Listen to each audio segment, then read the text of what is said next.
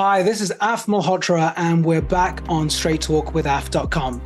My guest today is a fantastic film actor, a leading thinker, someone who has been adapting, changing his game, responding to the needs of his audience, a method actor, a diverse human being who I got to spend 2 hours with, believe it or not, in London most recently. And I had the most fascinating time with this gentleman. We talked about acting, we talked about the science of acting, we talked about how actors change and shapeshift, why someone is more intense and engaging, why someone becomes a superstar. And he helped me understand the difference between the different types of actors, how you act in different languages, how you're able to shift genres, how you're able to, in one instance, be a lover and a romantic, and then become a police officer, and then actually, act as if you are, pretend or act in a role where you are the first gay man trying to come out in a film. And, he's played all sorts of roles. He is the wonderful and fantastic Atul Kulkarni. So Atul, welcome to Straight Talk. What a pleasure to have you on the show. I've been trying to do this for a while, but we haven't managed to do it. So I finally got you on the show. How are you? I'm good, Af. Thank you. Thank you so much for having me. Thank you. Yeah, it's a real pleasure. And we, coincidentally, serendipitously, we met in London. Like we weren't supposed to meet, and we somehow met through a Yeah, mutual friend. yeah. And and he said, "Look, Atul's a great friend. We're in this hotel. Why don't you come and meet him?" I said, "Yeah, sure. I mean, of course I would." And we got chatting, and it started off by me saying, "Well, I do all these things, but I'm a musician." And I was, fascinated by Bundish Bandits, which is a streaming on the streaming platform. It's a fantastic series about music, and he's one of the characters, Digvijay, who is a great singer, who goes into a competition with another singer. And being a musician myself, I was enthralled and engaged by that. And that's where the conversation started. Then we went into neurodiversity and mental health. And then we traveled into acting. And then he gave me an incredible perspective on his life and his story. So I had to bring you onto the show to give my audience a glimpse of who you are. And I recognize you for the brilliance, not just as an actor, but so much humility. When I met you, we didn't know each other, but so much humility, so much openness and authenticity in the way you carry yourself. And that's not just a lesson about acting. I think it's a lesson about being human, frankly, in today's crazy world that we live in. So we're going to start. It's going to be all you, so I'm going to keep quiet now. But we're going to first start with Atul. Who is Atul? Atul's journey from the start to how you came into acting, and then I'll interject and we'll have an open conversation. So tell us a bit about yourself, your starting point, early stages of your life and your career. Oh, okay. So I was born in Karnataka. It was called Belgaum then. Now it is called Belgavi. So my family belongs to Belgaum, and my father had a business in Solapur. So I was brought up in Solapur. So all my schooling, everything was done in Solapur. I come from a business family. My father had a business, as I said, and I was a very average or below average kind of a student academically. But till when I was in 10th standard, my father decided to send me to back to Belgaum, where I did my 11th and 12th standard. Then I went to Pune to do my engineering. I got somehow, admitted in an engineering college in Pune, and I then left engineering. I dropped out of Right. engineering and came back to Solapur. I started doing my degree in arts. And when I was in first year itself, I got this opportunity to, uh, participate in the college gathering. We used to call it social gathering. So we used to perform, songs and dances and plays and all that. So I was, a part of a one act play, and a skit. And incidentally, that got a huge response in my college, and I became an overnight star. And so somehow I think that got me attracted to this field, because however we may say that I like acting, I always thought of it, this, that, and I got attracted towards it as an art. But glamour is one thing which really, if you're an actor, that attracts you initially. Yeah. Yeah. So I got attracted to acting, and then I joined an amateur group in Solapur, which used to participate in different competitions, drama competitions, and all that. So I was there for 2 3 years, and by that time I absolutely got drawn into this field of drama and acting. And I thought that why not give it a try? Why not make it a profession? Because I used to perform in Mumbai, in Pune, and all that. So all the professional actors, all the big names in Marathi theater, they had seen me on stage, and there was a lot of appreciation. So naturally, I thought that why not give it a shot? So I had two choices: straight away come to Mumbai and what we call struggle. So straight away start struggling and try to get work. Or the other thing was to go for a formal training. Mm. I choose the later, and I went to National School of Drama, New Delhi in 92. 95, I passed out of National School of Drama, and I came to Mumbai. And that's how my professional, acting career started in 1995. Mm. Mm. So you have, thank you for that. You have siblings, you have brothers or sisters? My sister, one sister, 4 years younger. Are you the only actor in the family or artist? Yes. Okay. Yeah, I am the son, so-called son of the family. Yeah. She's younger, right? She's younger than you, is she? Yeah. Okay. Yeah. And I ask you that because, when you think about the story of anyone's journey, really, personal story as to how you ended up where you ended up, and you start unpicking it, and you start going into the detail of what happened and why it happened and how you ended up. Sometimes it's catastrophic. Sometimes it's revolutionary. Sometimes it's like, wow, it makes so much sense. And other times it's as simple as, well, I did something. I fell into it. I enjoyed it. I got recognition for it, and I did more of it. And I thought, well, I've got a knack for it. And I did more, and I did more. And of course, the rest is history. And I'm noticing, having interviewed over 150 people or so, that seems like more of a common behavior and outcome than what most people think when they watch you. They watch you on the screen. You're a popular actor, aren't you? I mean, I'm a fan too. So you've been in Rang De Basanti, in Hey Ram. These are very popular Indian movies. For those who haven't watched these movies, we have audiences from all over the world, and I'm sure they'll go and watch these movies. And then you did this play, Gandhi, Virud Gandhi. I think you were referring to that earlier. Is that the picture? Is that you in the background? That is the picture. That's me.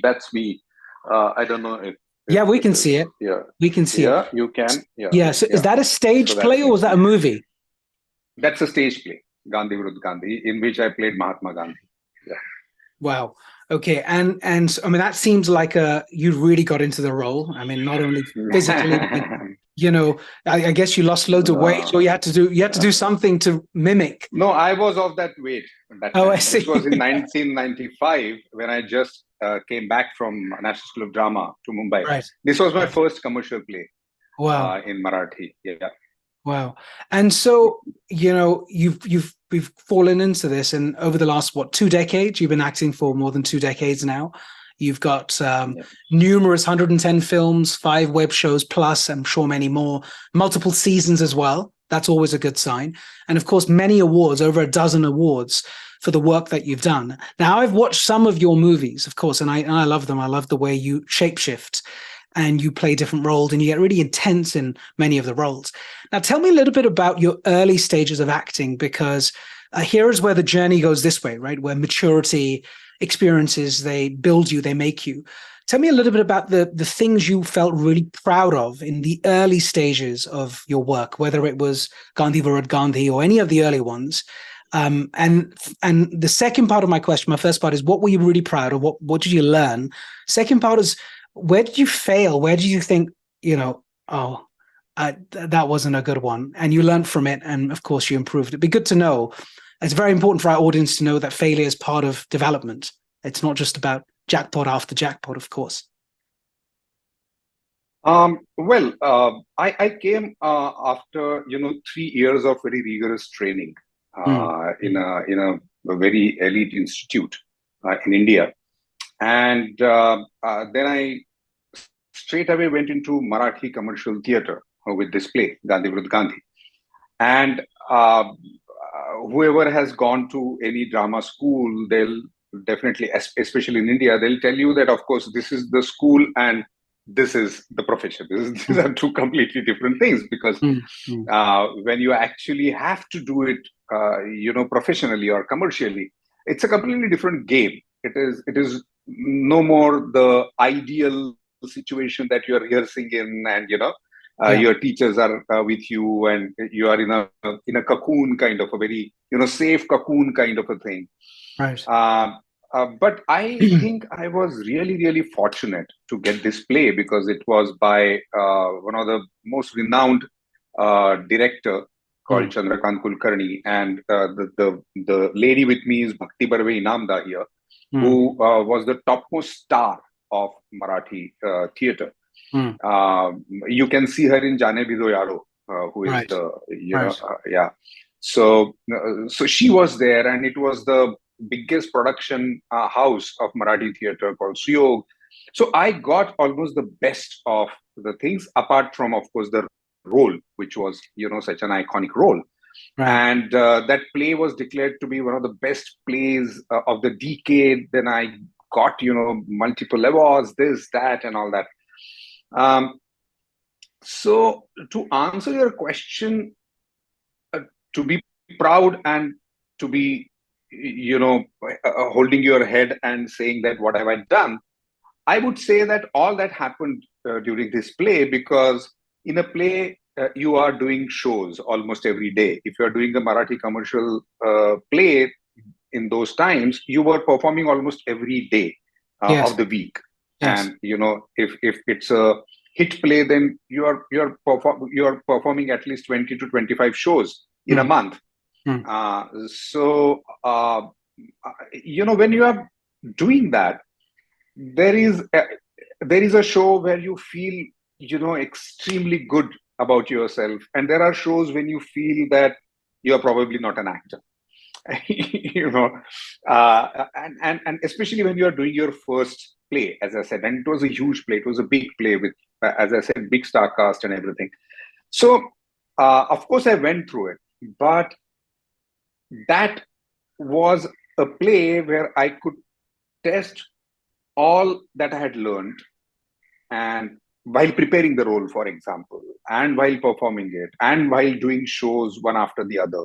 And I did this play after that in Gujarati and then in Hindi. So I did this play in 3 languages. So almost for 3 years, I was doing this play. Wow, long time. And yeah, day in, day out, I was in this play. So naturally, I think the practice that an actor needs immediately after he has come out of the school, I really got that opportunity to practice my craft and to test, as I said, my craft, and remember the things that I was taught, and probably forget some things that needed to be forgotten after the school, because now I'm a professional actor. The conditions are different. So fortunately for me, I think I could do all that in those 3 years. Yeah, phenomenal. When you talked about the other actors you were acting with, there's this idea of intimidation It's just a human instinct, right? Sometimes you compare and contrast. Let's say we're acting together. You're an experienced operator. I'm not. I'm like, wow, how's this guy just picked up the script? How's he just, immersed himself into the character? And I'm struggling. I'm struggling to do it. It might be life experience, might be my mood, might be my state. How did you deal with this concept of comparing yourself? Because in your field, it's got to be an issue. It's got to be an issue where you have the insecurity, imposter syndrome, especially early stages. Now is maybe a little bit different. We'll come to that later. But did you have that? And how did you deal with it?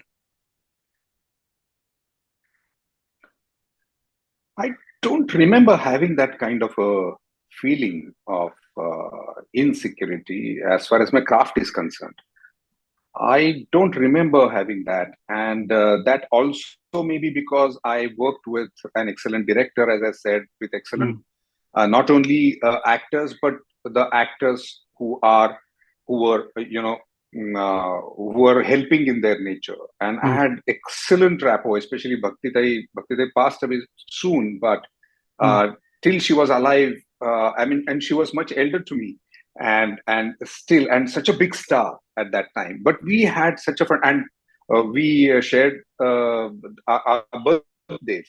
She was also born on 10th of September. So there was an excellent bonding between us. So I don't know, maybe because of that, or maybe because I did not experience what you are saying. And I'm not denying that actors may not be facing this, but as far as I'm concerned, I don't remember going through this.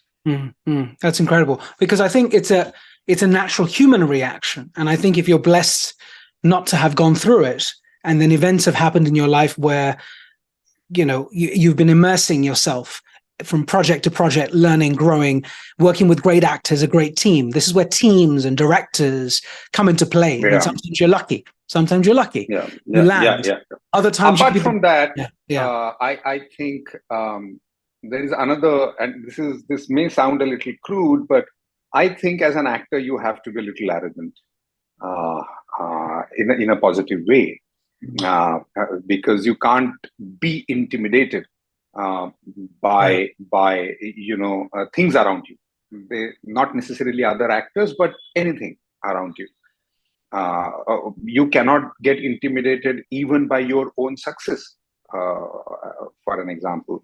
So I think for that you need to be a little arrogant about, or I don't know a better word, but when I'm saying arrogant, I'm basically saying that what I have set out for, I'm basically trying to achieve that, and I'm not getting affected by anything. That is what I mean by being a little, so even if there are circumstances which are intimidating, I think that I have to be very positively arrogant enough not to get affected by these things. Yeah, beautiful. Thank you for sharing that. It's very important. It's important in today's age, in every walk of life, not just in acting. So, mind you, it is not a fight. It is, when I'm saying arrogant, it is not in a negative way. I'm not saying that, no, you have to, and this, and it is only you, and you don't have to think about you. You are the best. No, I'm not talking about that.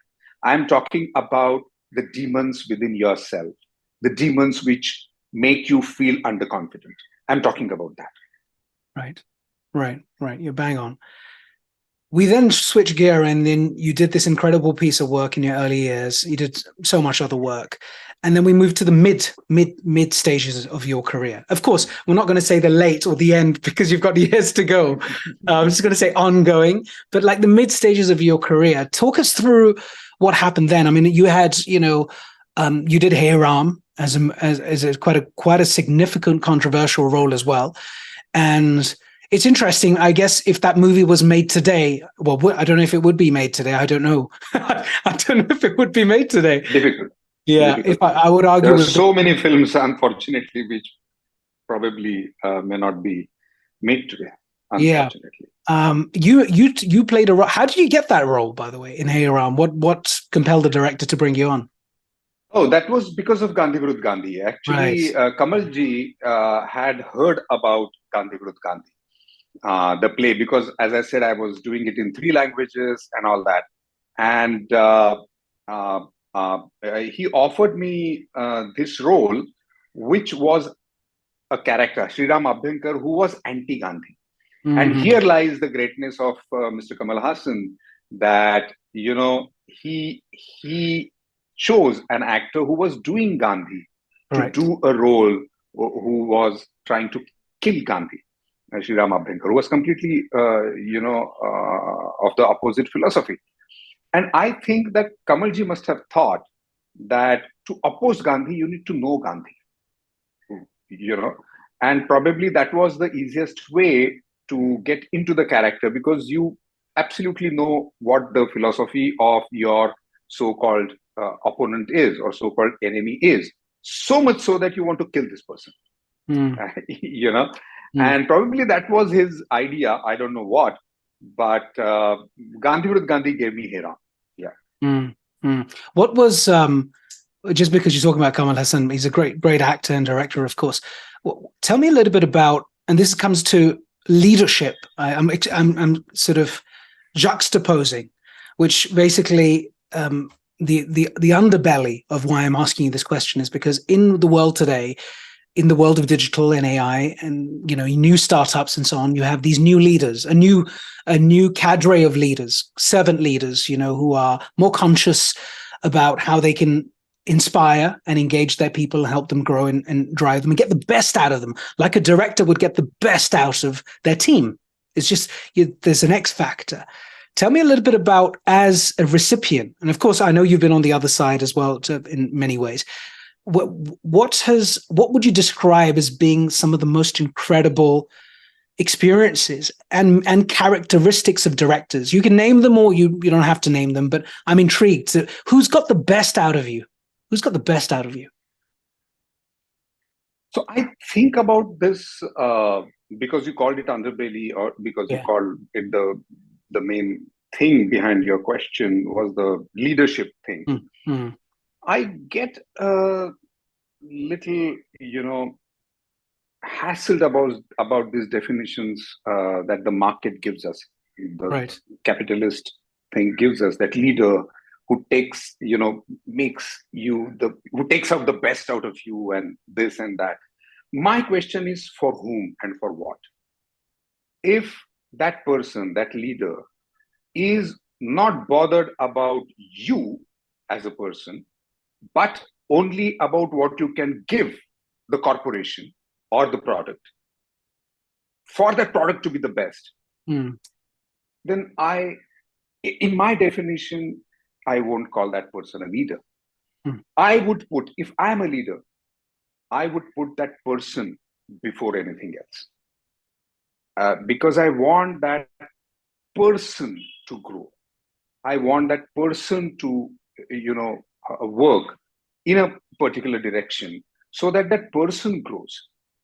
And I'm not saying that I would compromise the final product per se, but if I have the confidence, or I have the rapport, or I have a grown person who has grown himself to a certain level, then probably I'll get a better product the next time.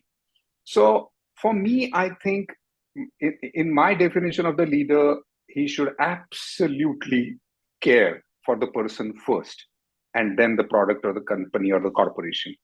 I'm sure in corporation, probably the leader might be kicked out if he's not looking at the interest of the corporation. But we are just talking about the leadership definition here, according to me. And I have worked with so many directors in my life. My first film, Mr. Kamal Hassan, you know, he cared about me. He taught me film, because that was my first film. He taught me film, what this medium is, because I was a person from theater. He didn't have to. He was making a film, and he just probably could have told me, do this, do that, shortcut, all fine. But he taught me filmmaking. He taught me camera. He taught me lighting. He taught me sync sound. He taught me everything. And that made me a film actor. And I was so lucky to be in the school of Mr. Kamal Hassan, who is technically such a master. Right. Acting is one part, but technically also he's such a master. And then, of course, I did films with Madhur Bhandarkar, with Rakesh Mehra, with Rajkumar Santoshi, such stalwarts. But I think I find this quite common in the directors that I call good directors. Apart from, of course, the craft, it is not just the film, but that the people with whom I have worked, I think they care about the person. That's a great point. It's a great point. And, it's funny you mentioned that, because with the craziness in the world of capitalism these days, and the hunger and the drive for material gain, because that's been going on for a long time, there is a movement. There is a movement, thankfully, where we're all questioning what it means to be in a position of power, in a position of leadership, where you have to drive the agenda or a mission or a vision. And it is always to do with human contact, human connectedness, always. Yeah. It's really simple. Yeah. It's actually really simple.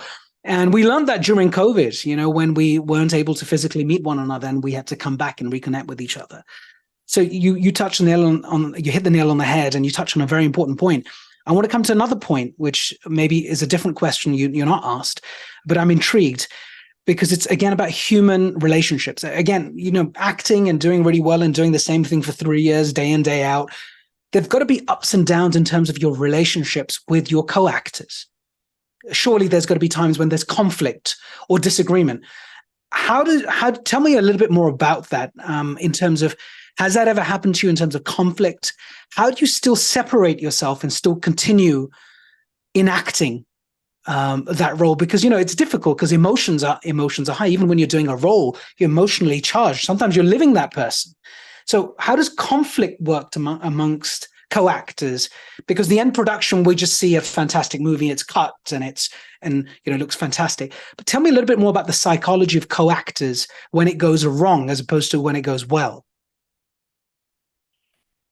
It is such an abstract thing. Filmmaking is such an abstract thing. So suppose, for example, you see a scene in a film. Now, that is what you see. And you may like it immensely. But we always forget that there is a possibility of that scene being, much better or not so good, And one of the reasons, I'm not saying the reason, could be the chemistry or conflict that you're talking about. So if there is a conflict as human beings, or it may be creative or otherwise,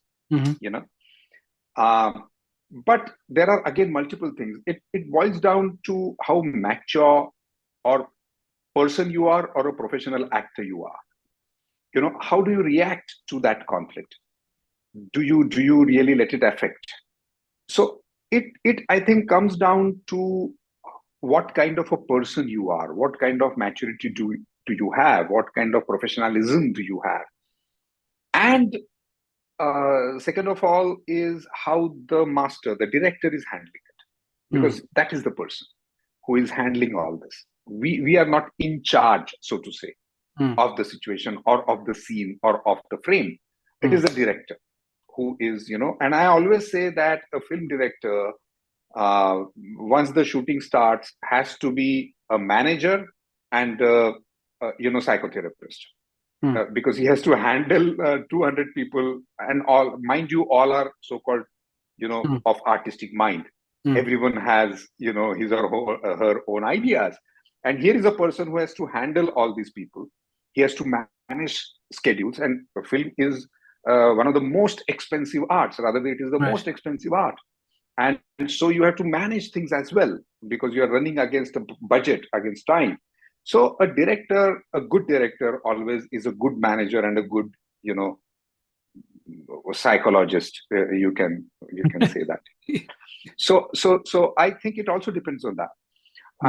And one good thing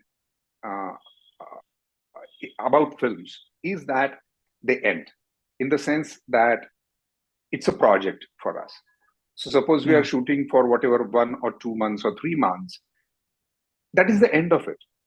We know that if I am not, suppose, for example, getting along with a person, an actor or a director or whatever, I know that there is an end to it. So the approach is different. It is not like, say, for example, a marriage. where you think that, oh, do what? Or even parents and children. That relationship is something which you can't. There is no end unless and until one of the person is gone forever. Here is this is the project. So I know that, okay, come on. So let us another 20, 25 days of shoot. Fine. Sure, ready. That also makes a hell of a lot of difference. But all this, if, as I said, if you are matured enough as a person, and if you're sorted in your own mind as to what is important to you, yes, the happiness as a person, or the ego or the conflict, what is more important to you? Yeah, brilliantly put. I like it. I like the fact that there's an eventual end. There's a start, the middle, and then there's an end. I think that it has a lot to do with it. You hit on a really important point, because when you know that there's an end in mind, or well, I don't have to tolerate this for too long, just get my head down, focus it, bang, I finish off, then I think it does help. And out. Yeah. Only if life was like that always. So I'm in a very good profession. You're in a blessed position, of course. Let's talk a little bit. The anthropologists always say that human beings were the happiest when there were nomads. When there were nomads, and we are nomads. We go on a set, we do it, and we bang. They're completely different set of people, different story, different character. So I think probably you can be happy doing films. Yeah. It's funny. I'll throw something. This is straight talk, so we can say anything here. It's all allowed. But I'll share something interesting with you, controversial. I interviewed a lady called Vandana Saxena Puria, who lives in Pune. She's originally from London. She wrote the last book, and a fantastic book on the great PR genius Alik Badamsi. And Alik died during COVID, unfortunately. And this book is called Let Me Hijack Your Mind. And it's his view of India today and in the future. Okay. One of the chapters is talking about nomads. One of the chapters is dedicated to the next generation, Generation Z, Generation Alpha, and the role of marriage. And he talks about the fact that marriage is outdated. And the only way it's going to, because it's just way too long. And we're supposed to be, we're nomadic. We're supposed to quick change, move, new ideas, new people, new thinking, new relationships. That doesn't mean you have to divorce yourself from the last person. You can still be friends, but move on to the new journey, to the new chapter in your life. But he says, if you do want to carry it on, then there should be a renewal relationship, renewal arrangement, where every few years, there's a clear renewal point to say, listen, is this working out? Is this what, when we got married around the fire, or whatever it may be, are you living up to your end of the bargain? And am I living up to my end? If we're not, we're out. I'm out. And so that reminded me of acting to a large extent, because you were still acting in marriage. I've spoken a lot about it, and I've written articles about the system of marriage and all that. And I completely, because all this started with invention of farming, basically, which basically started the concept of property, and farming became male-dominated profession, and so it was need of the men to know whose child it is, so that property can be handed over to his child. Right. And that is why they wanted to restrict women, and that is how the concept of marriage has come. But we all are polygamous, men and women, and it was economical need, need of economics, which had this. And what Alak Padamsi says is, yes, it is absolutely right, but the hitch is that because till such a point that there is a concept of property, then we have to have a lot of laws around that, and only then we can have this expiration clause in a marriage. Otherwise, it is not possible, because it is because of that. It all started because of that, and it is holding the whole thing because of that. Yeah, that's a fair point. The concept of property. Yeah, fair point. It goes back to the human need for, asset material and Yeah. somewhat And the territorial. transference of it, transferring it to Yeah, your blood, so-called. to your blood. Yeah, yeah, Yeah. yeah. We have that Yeah. fascination too, obviously. Yeah. Yeah. So tell us a bit about. So this is really interesting, and we'll go into another pathway, which links to your newer work. So of course you've done these, incredible movies. Even Rang De Basanti, a very popular movie with Amir Khan, and really, really made a significant difference to the populace in terms of the way we think about life and issues. And I think it's incredible when movies do that. They have seismic impact on the way we think. There's one element of escapism, that's fine, that's what movies do, but of course if you can change people's perspective and mind, it's incredible. And you've done that many times in your movies, of course. Then you started to go into streaming, so you've done a long list of excellent series, episodes, dramas on platforms like Prime and on Netflix. Tell me a little bit about that experience versus the conventional 2-hour, 3-hour movie. What's that done for you? How do you feel about it? When I basically was introduced to this format, not as an actor but as a viewer, because I saw this on HBO and other platforms, a web show kind of a thing. For example, when I saw Game of Thrones, for example, as an actor, I was extremely fascinated. I'll tell you why. Because um, what theater does. I'll tell you an incident. I used to do this play called Kharashin, Gulzar Sahab's stories and poems, and I used to perform a story, Khauf, his story in that play. And once me and Gulzar Sahab, we were traveling from Delhi to Mumbai, and he had seen a lot of shows of Kharashin, almost every show. And we were sitting there, and after a point, he suddenly said that, and this story I used to perform, just me, Right. only one person, one man kind of a narration. So he said, Yaar, Atul, the story is the same, you are the same, but the story is not the same. So I said, so I kept quiet. And after a few minutes, I said, Gulzar Sahab, of course, the story is actually not the same. In the sense, because me as a person, I have grown in last 8 or 9 years. And because I have changed, what the story that I'm telling, of course, is going to change. The words may be the same, Right. but when you're listening to it, you're of course going to listen to kind of a different story. Because the person who is telling the story has changed. Though the words are same, I'm saying exactly the same words, but I'm actually not telling exactly the same story. But unfortunately, neither the first show was shot or recorded, neither the last show was shot or recorded. So we don't have any record of that, right? As opposed to films, this is the theater that I'm talking about. As opposed to films, once my director says okay to a shot, that's about it. I cannot do anything about that particular shot, which is okayed by my director, anytime in my life. I cannot change it. That's about it, right? So I may feel the next day that I want to give that shot again, but probably physically, practically, it may not be possible because we may not be on the same set and all that. As I said, it's a very expensive medium, so whatever it is.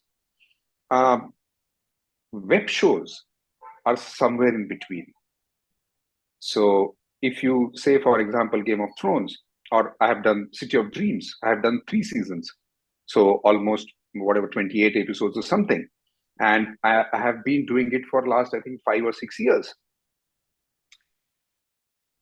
I have grown as a person. The writers have grown. The director has grown. Mind you, we have all have more life experience now. We are 5 years of life experience.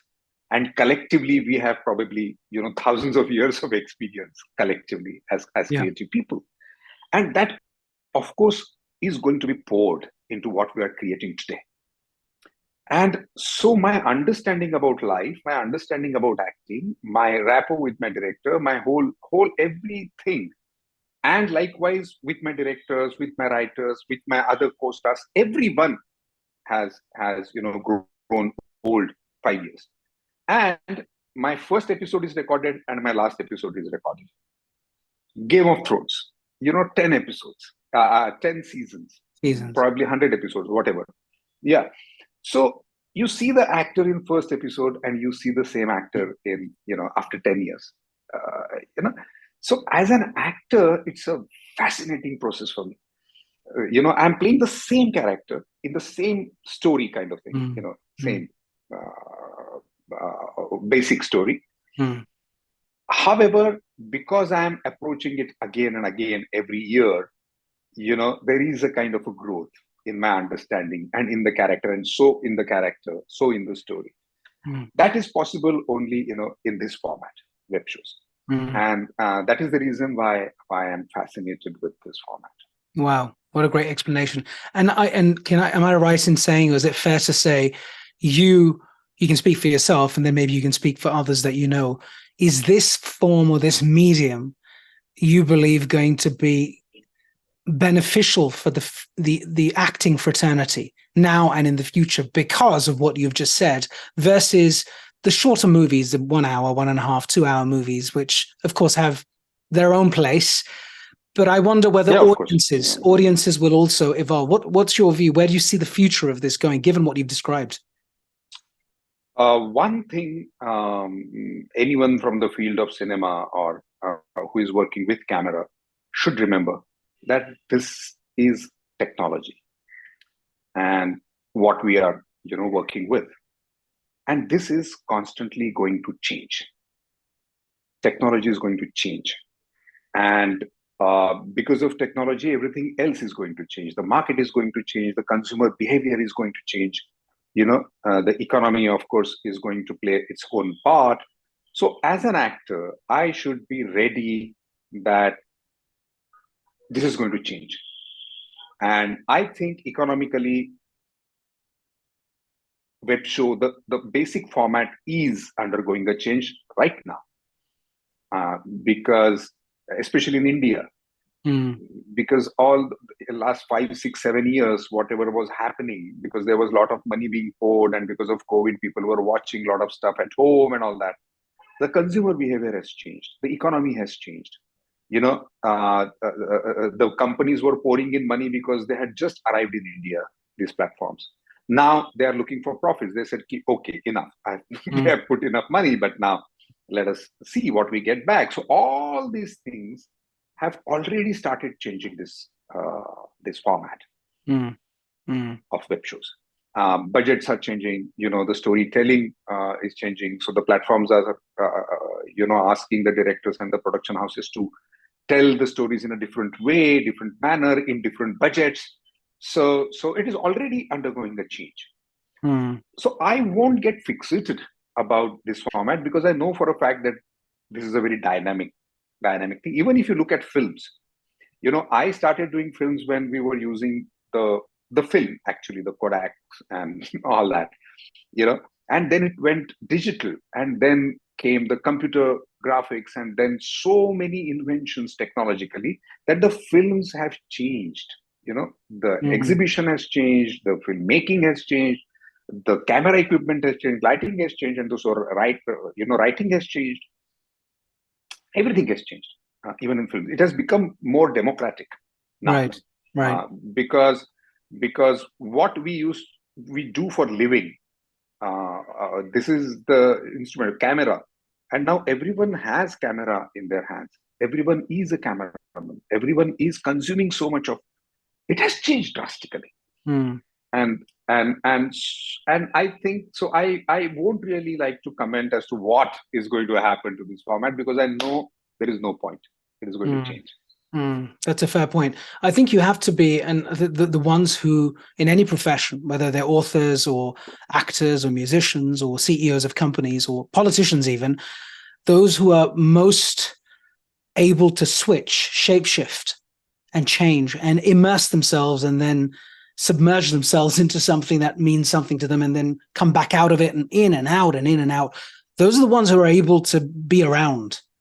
I wouldn't say survive, but be around and be noticed. And it's in every walk of life, even in your home life. In your home life, when I've got two little children, 5 and 2.5 or 5 and 3. I'm a technologist, but I have to force myself to keep changing. Very I have true. to be in with the times. Very true. Whether it's augmented virtual reality or whatever it may be. That brings me to my next point, which is, I'm not sure if India has seen it yet, but certainly in Hollywood, you would have noticed Just this. one point regarding that Please, I won't say that you have to unlearn and relearn to get noticed or to be, only for your profession. I think as a human being, it is necessary for you in whatever profession you are. Profession doesn't matter. But as a human being, as you rightly said, even if you are a father or you are a mother, you have to, change. So it is not related to if you are going to be relevant. Of course, that's a byproduct. But I think it is essential for you as a human being, especially in this era when the things are changing almost every day. Yeah, drastically. And that brings me to the point around AI. I mean, this is something that's a hot issue. It's been debated where, I think it was Tom Hanks who originally commented on it. But the idea that you can bring in artificial intelligence and deepfake technology now, which is there, it's being done. It was done in like in a variety of different movies. When a character, for example, if someone passes away during a movie, mid-movie, you still need to finish the movie off. Or you need to finish the series off. Now you could replace that person with another actor, but wouldn't it be amazing? Wouldn't it be amazing if you could just carry on the continuity, the consistency, and the brilliance of whoever it is that you've lost can be replayed, recycled. So there are many technologists who are playing with this. As you know, it was controversial in Hollywood. There were loads of strikes happening for a variety of different reasons. But tell me what you think about this concept of, I'm just going to call it deep fake. I don't really mean deep fake, but it's a term people can understand, where Atul is reproduced. You're doing the live movie here, but here you've given me license rights for my movie because I can't pay you for your physical self, can't afford you, but I definitely want you in my movie. So I've taken all of you, every movie that you've ever made, I've got training data on it. I know your face, your body language, everything. And I can recreate you as long as you give me the license for it. And you've got income coming through. Tell me about what that means to you in your mind. I know you said you're adaptable, but that's taking it to another level in terms of longevity, legacy. What's your take on that? I don't see any merit in it as far as the legacy is concerned. And for a simple reason, we are forgetting the audience here. We are forgetting the audience changes its wants. The definitions of the audience, they change. Right. Their aesthetic changes. So, for example, I mean, if you, from a Hindi cinema, if you bring back, say, Pradeep Kumar or Rajendra Kumar again, I mean, it's a different aesthetic. They come from a different aesthetics, and the audience is moving. You cannot take the same thing. Leave aside actors. You cannot, whatever the definition that you have about an art, you can't carry the same definition ahead with the audience changing. So it might last for a few, years maybe, but I don't see it as a permanent thing because, for example, video games. Now, video games, if we look at entertainment as an umbrella, video game industry is much bigger now than film industry at the consumption, absolutely, per se, of the people. Now, if that becomes my aesthetics, I'm talking about the younger generation, especially films always have been, the basic patrons are the younger generation. Right. So they are the basic patrons all over the world. So they go and see the movies in chunks, basically, the main patrons. So if they are into video games, they watch these characters which are made artificially. They are with the characters, and nowadays you can make your own character. Right. So my aesthetics is going to change. So if I see something real, I'm talking about future generation. So it may happen so that if you show them something very realistic using deep fake and all that, they would say, "Oh, so too real." Mm, I mm, don't want to mm, see it. So mm, this is the aesthetics that we are talking about. This is the storytelling that we are talking about.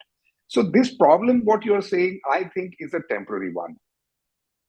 It is not going to last mm, much longer. The moment this generation would change of the consumer, mm, they are not going to bother about the actors earlier or all that. That would be gone. Their aesthetics would change. I'm not saying anything against the actors or the stars. mm, What I'm saying is that the consumer is changing, and that is why even the existing actors they fade away. That also for a reason, mm, because this consumers have changed. So temporarily, yes, this might be there, but it is like what everyone talks about AI. you're Everyone right. goes to, there will be Terminators moving around in the world. Mm, So that is what we are talking about. So, of course, there would be changes, and of course, people will have to adapt to it, and people will have to think about it. There will be change in the laws. We had such a huge strike in the US, and the actors' strike is still going on. mm, And one of the main points is AI, of course. So all these things are because this is disruption, that's right. and this is a very major disruption. So we are going to react to the disruption.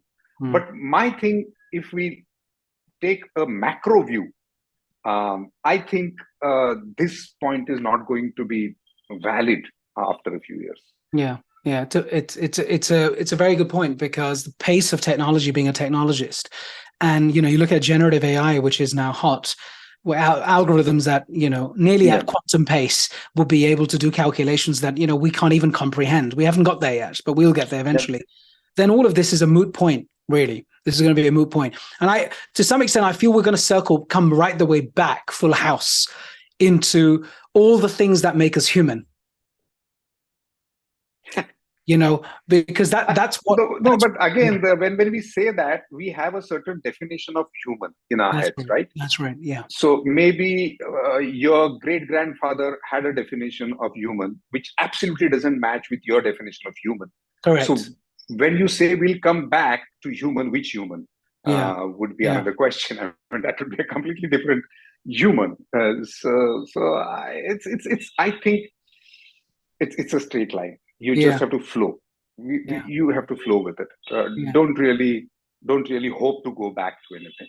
Yeah, you make a great point. You make a great point. So I forgot to ask you a question very quickly. When we go back to the streaming for a second, because you talked about the financial models and ROI, and now, they want money back. Previously, they were pumping loads of money into these programs.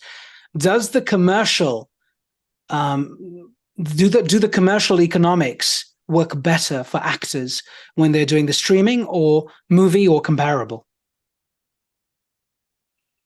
No, it is very subjective. It's absolutely subjective. It is not. You cannot really have a very clear cut answer to this. Right. It depends on so many factors. There are so many variables. Web show, I mean, if it is going to have a second season, third season, fourth season, whether the budgets are going to, kind of increase all the time, whether your remuneration is going to increase all the time. We are talking about economics, right? So Right. that is why I'm saying all this. What is the condition of the film industry per se right now? Because as we all know in India as well and all over the world, after COVID, the consumer behavior has changed so much that even films are struggling, Mm. and they are trying to find out which, what, where. So there are too many variables. So I don't think there is a straight answer to this question. Mm. And one more was around talent, because there's so many talented people in the film industry, who are emerging, who are established, they haven't had a break and so on. It's a little bit like what IPL did for cricket versus just playing for the national team or Ranji Trophy. IPL democratized cricket to a large extent, albeit the economics are wild now, but that's a different conversation.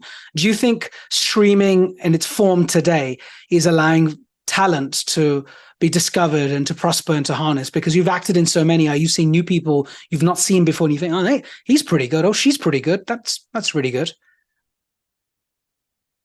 Of course, yes, because if we measure the hours that content was being produced in a year, the sheer amount has increased, and that is because the sheer consumption has increased so much.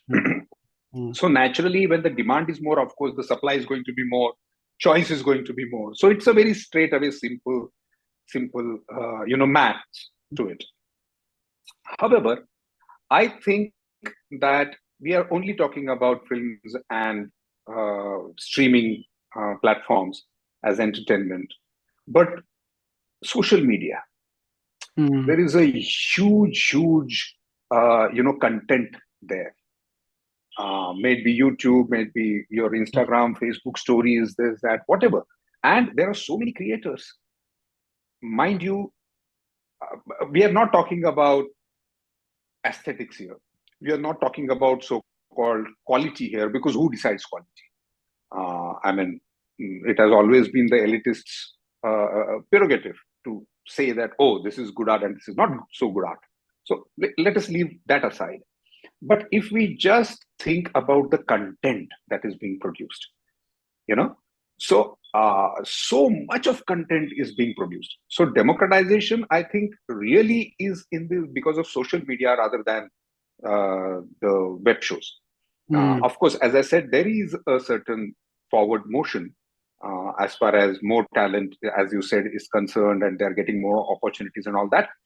But comparatively, look at this much wider, thing called social media and the creators of it. And mind you, it's a regular business. People are surviving on that. It's a profession. People are getting paid per view or whatever it is. So, and that, mind you, is going to change the consumer behavior further for films and for web shows, because you are exposed to so much of content in a country like India, which thrives on free content. All the statistics will show you that all over India, the people consume content free, and they like to consume it free rather than pay for a platform or all that. I'm saying percentage wise.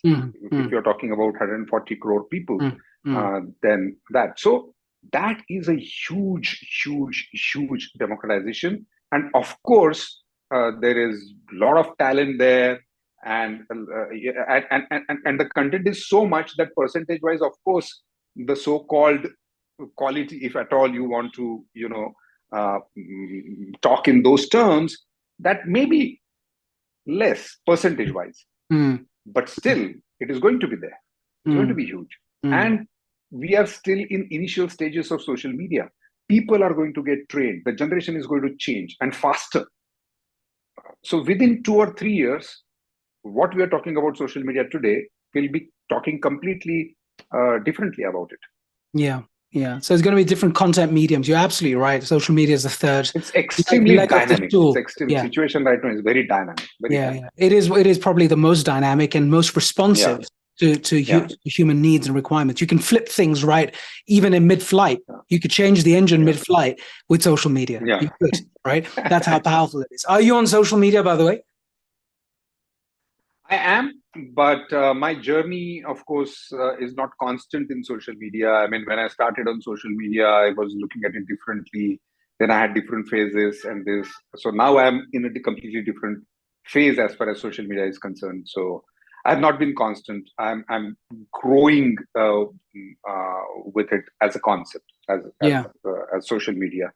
So, and I don't take it as a compulsion on me. And so I'm absolutely free to change my relationship with social media as I want it. I don't take it as a compulsion, in the sense that because I am a known face, or because it is not a professional compulsion. I don't think it that way. So I keep on changing my relationship with social media. Well, we'll keep a watchful eye on that. What is for those who are on X, which used to be Twitter? Are you on X, or are you on TikTok or Instagram? What are you on? Because I'd love to give you the opportunity to give your handle, because many people would like to comment and say hello and meet you there. They don't have your email address, of course. Yeah, I basically have my website, which is atulkulkarni.com. It's very Yeah. simple. And on that website, there is access to all my Instagram, my Facebook, and my X. So yeah, so they have the access to it. So I am on Instagram, I'm on Facebook, I'm on X, Excellent. uh, and of course I have my website. So that is the simplest way to reach to all these addresses Got it. Got of it. Twitter, I'm and sure yeah, people will make a note, atulkulkarni.com. Now, before we yeah. close off, I wanted to ask you about some of the incredible work that you're doing for society. It's great to talk about all the fantastic things and glamour and fame and amazing work that you've done to for your audiences, really. But you also, I believe, have been involved in something called Quest. And I believe you're still involved in it. Tell us a little bit more about the mission and purpose. What is Quest and why are you involved, and what is it really doing for the benefit of society? Tell us more about it, please. Now I have retired from Quest, Okay. but I was with Quest for more than 14 years. Um, Rather, we founded this nonprofit called Quality Education Support Trust, and there is a great educationist in Maharashtra called Nilesh Nimkar. So I got interest in the field of education, so I started working. He was working with a different nonprofit then, and so I got associated with him. So after 2-3 years of work, then we came together and we founded Quest. So I was a founder trustee and president of Quest for 14 years.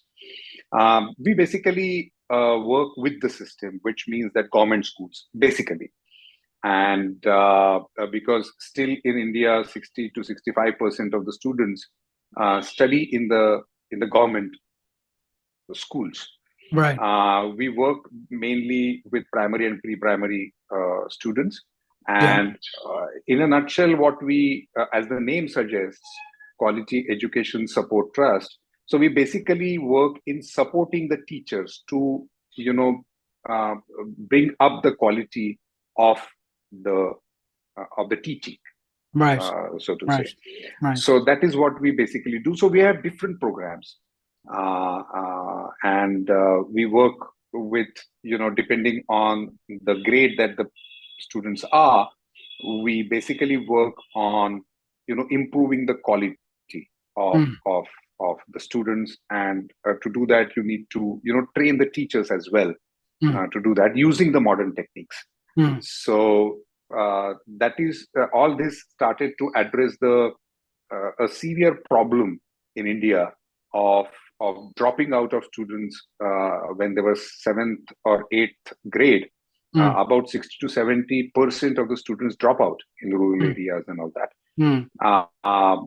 The quality of the pre-service training of the teachers, in-service training of the teachers, and then how it has affected, because there are certain expectations that if you have Right. in certain grade, you are expected to have a certain language and certain maths level. Right. And the whole problem is that many of the students, most I can say, of the students are not up to that mark. Mm, I'm talking about the entire India. mm, mm, mm. You can see the reports that every year are published by Pratham and all that. So you'll Mm, get the, mm, mm. the staggering numbers. So it's a known fact. So we all started to address that problem. So to take the level to the expected level of that standard. So of Mm. all the students, that's what we work. So Quest still works. I have retired from Quest now. Incredible. And who funds it? How do you Yeah. get funding for it? Oh, different funding agencies, right from the Tatas and UNICEF, and there are so many funding agencies Amazing. that, yeah. So there is a website, quest.org.in. Okay.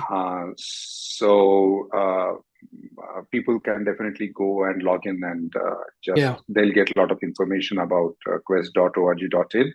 Yeah. And there, of course, I'm sure there would be email addresses or phone numbers or addresses to connect. Yeah, we'll add it to the description of the episode on YouTube, along with your Sure, website and various other things, because I think the social sure. impact aspect is very important for all of us. And we all have to keep giving. It's the most stimulating and the most rewarding thing ever.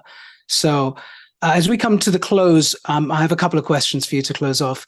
One, of course, is the next generation, the actors who are coming into the field, any part of the world, really. I mean, acting is universal.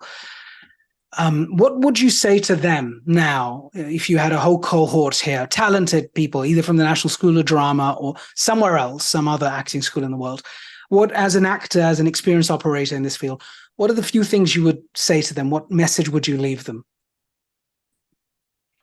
I always say one very important thing to the people who want to come in this field, that the three things are different.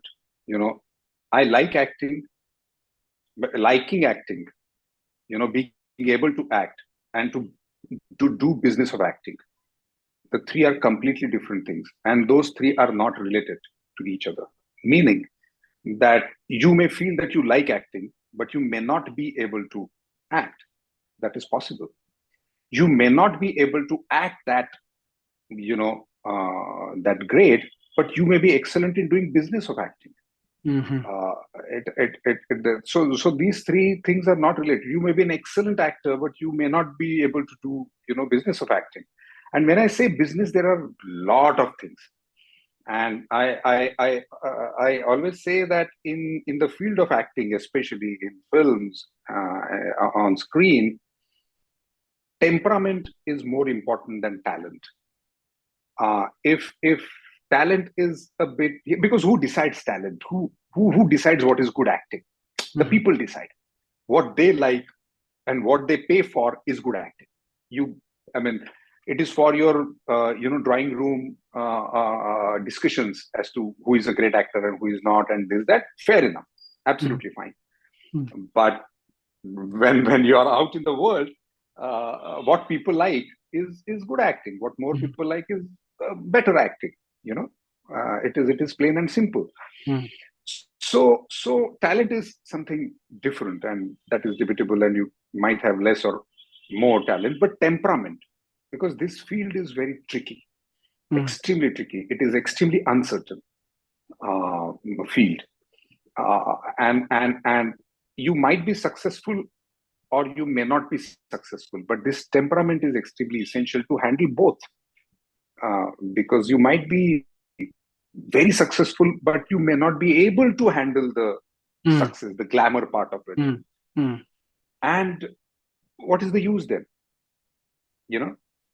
So that is why I always say that temperament is extremely important. So understanding these three things, that liking acting, being able to act, and the acting of business are three different things, and they're not interdependent, and that temperament is very important than the talent. To be happy human being in this field. These two things I'll definitely, I always say that because ultimately I think that the word passion and all that are overrated. Yes. What is more important, that are you happy? Yes. As a human being. And for that, I think temperament is more important, especially in this field, this being so uncertain, and this being having this thing called glamour. Your face becomes your product. Your face becomes power, and it can go, within no time. That recognition goes away. That power goes away. So, are you able to handle that? That, I think, keeps you a happy human being, if you can handle it better. Incredible. Lots to think about. Temperament, talent. You like something doesn't mean you're good at it. And doesn't mean you're good at the business of acting as well. What fantastic takeaways for any budding, aspiring actors. And of course, even established ones. Who knows? People have been in the field for a long time, scratching their heads as to trying to work out why they haven't had the breakthrough, why they haven't found the opportunities, why haven't they become an Atul Kulkarni, and so on and so forth. So you've leveled it out. So let us not put it on the talent, because we always try to put it on the talent. That is excellent talent, but could not be successful on that. This is a crazy business. As I said, people should like you. That's about it. and you should be lucky enough to get good opportunities. You should be lucky enough that those opportunities become hits, and all that. So there is a lot of that factor as well. Mm. So it's not to be taken seriously, that